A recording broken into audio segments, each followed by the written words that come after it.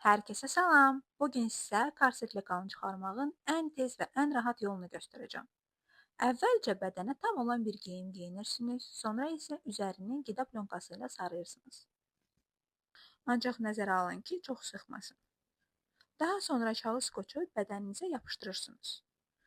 Ön hissənin yarısını və kürək hissəsinin yarısını skoçlasanız kifayət edər.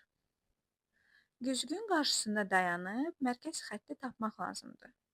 Marker və ya karandaşla düz xətt çəkirik.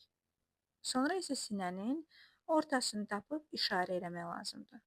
Relyef xətlər istədiyiniz modelə uyğun çəkə bilərsiniz.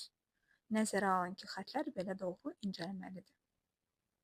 Qol altından belin mərkəzi ilə düz xətt çəkmək lazımdır.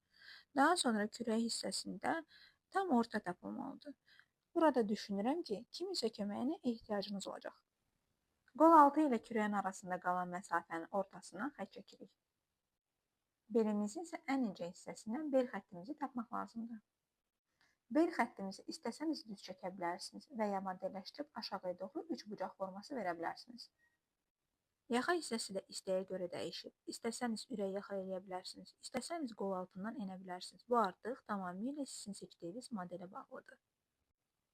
Ən sonda isə səliqəli şəkildə üzərinizdən çıxarırsınız, kəsib rəqəmləyirsiniz və hər hansı bir kağızın üzərinə yapışdırıb rahatlıqla istifadə edə bilərsiniz.